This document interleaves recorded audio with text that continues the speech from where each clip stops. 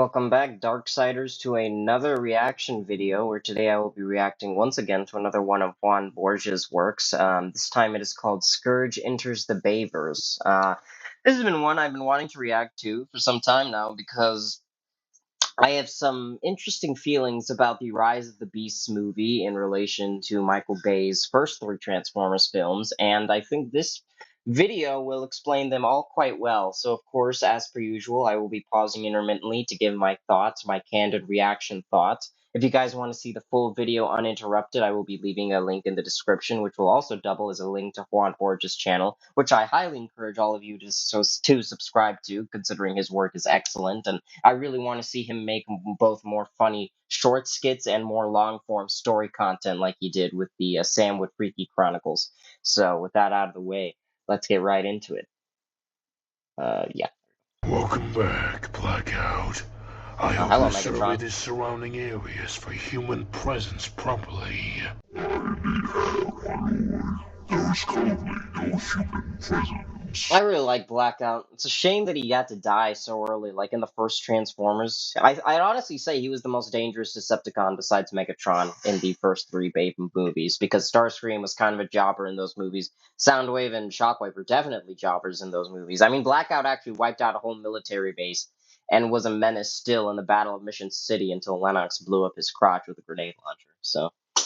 well, just the way the cookie crumbles. I mean, at least his brother Grindor shows up in the next movie, and also subsequently dies immediately. What about you, Brawl? Were you able to track down where the N-word pass? What are you looking for the N-word pass for? Unfortunately, it is currently under protection by the Dinobots. I will have to assemble the other Combaticons and Shockwave's beast to carry out an assault. Very well. We'll draft out a plan together, Ron. Oh boy, here he is. Yeah, you know, see, already I'm kind of just... This design is, it's just an evil guy with a mask, which is kind of rich of me to say, considering I like the Bayverse Decepticons. But the difference here, right, between, like, Scourge's design and the Bayformers Decepticons is that, at least before they started humanizing them in Age of Extinction and Last Night, the Bayverse Decepticons had this sort of insectoid monster-type feel. Like, okay, let me just get back to a scene with Megatron. See, look, Megatron looks like a fucking monstrous insect demon-type creature, right? He looks like something genuinely alien and terrifying. And...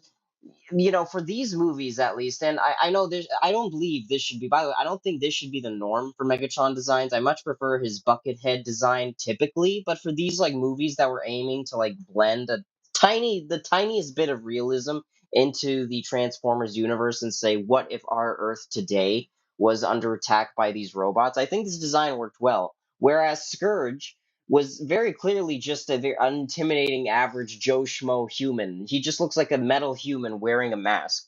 And to make matters worse, it's very clear that the Rise of the Beast movie was trying to, like, integrate some aspects of the Bayformers into the film narrative without really trying to pay homage to it. Like, it wanted to just steal ideas from the Bayformers, like Optimus being, like, really cruel and brutal when he needed to be, and also being distant to humans, and also, like, certain action set pieces, the way action was choreographed, but it wasn't really, like, following through with any of the Bayformers' choices that it made, which kind of just weakened the film overall, in my opinion. I'll explain what I mean more in a bit, but I want to watch this fucking video, and I'm sure you guys do too. Fuck are you? This is sorcery! Take a wild guess, you buffoons. Oh my god, yeah, rape this guy in Blackout. Guy.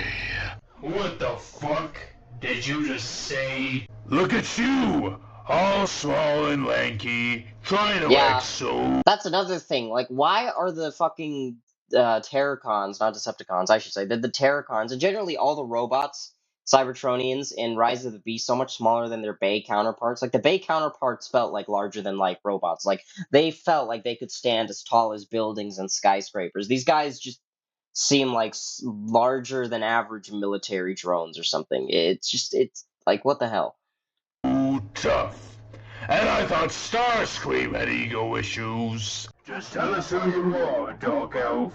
You know damn well he does look like a Dark Elf, doesn't he? I am Scourge, Herald of Unicron. Wow.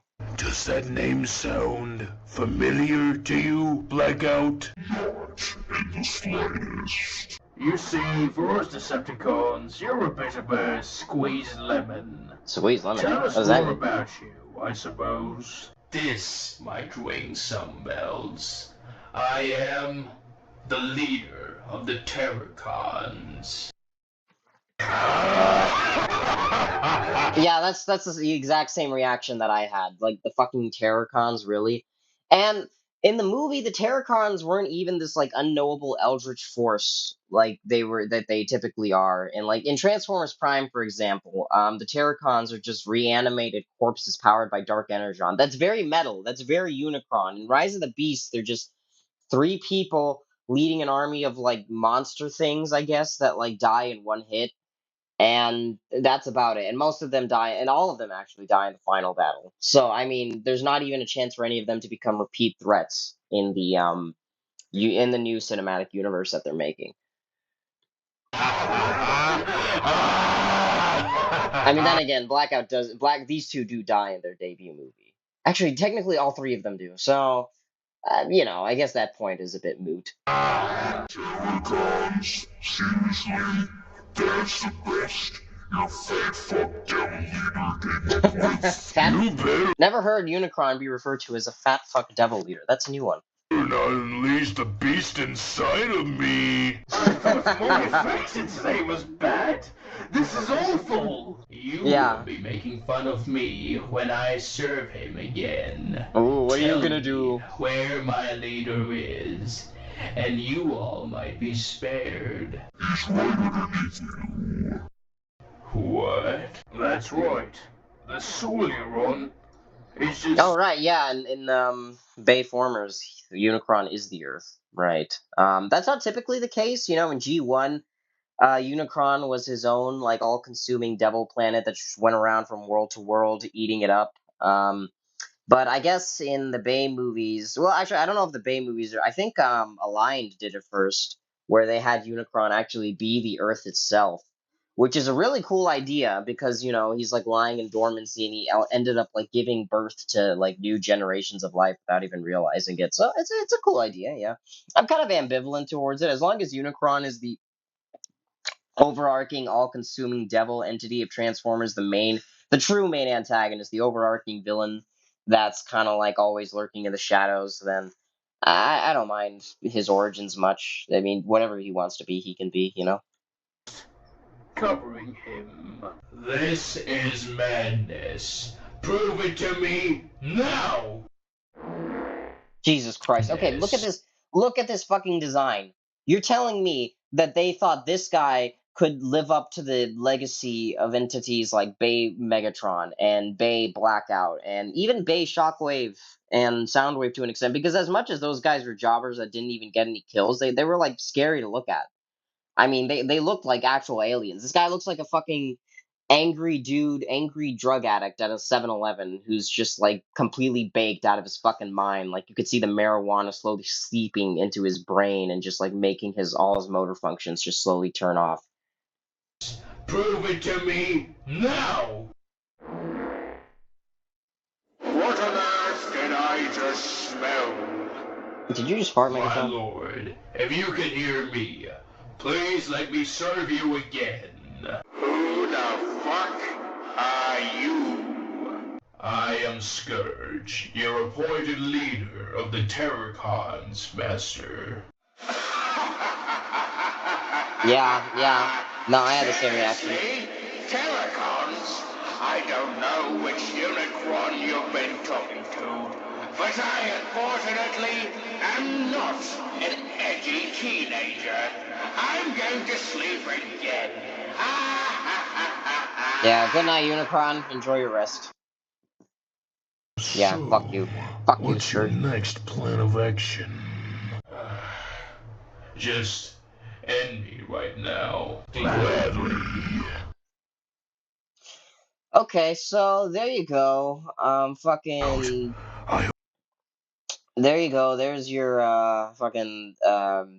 there's your reaction, guys. I hope you're happy. No, but seriously.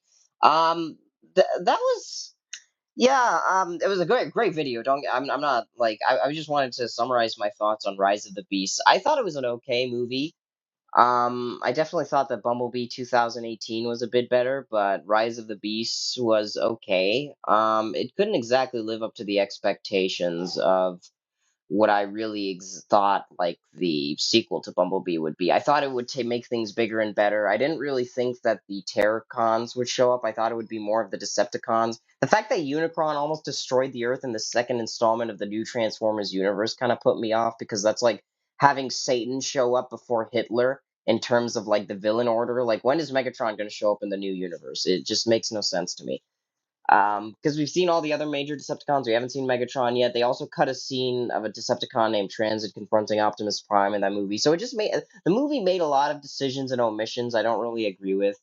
And on top of that, I just didn't feel like Scourge was an intimidating villain. Like whenever I saw him on screen, he was just a very generic "I'm gonna kill you" type of guy. And so are the Bayformers Decepticons. Don't get me wrong. And I definitely like Scourge more than like any of the villains from 4 and 5. But then again, that bar is in the Mariana Trench. It's not very hard to overcome. But when I compare it, like, and especially to like Dark of the Moon Megatron, who actually has some genuine character development. At that point, he was just so tired of the war, and he's like, I just want to go home. I'm so tired of all this bullshit. I'm done with this stupid fucking war. Just let me go home.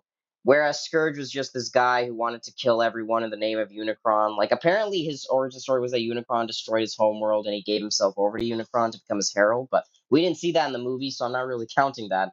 Um, and, he just looks very silly too. He doesn't look like someone I would be scared of. So, yeah, I mean, those are my thoughts on Scourge. Rise of the Beast, I would give it a solid 6 out of 10. I give 1 through 3 of the Bay movies. The first one, Revenge of the Fallen and Dark of the Moon, I give them all like 8 to 9 out of 10s. Of course, that's purely out of nostalgia. I'm purely nostalgia baiting right now, but still, I mean, I hope I've explained some of my reasoning well enough.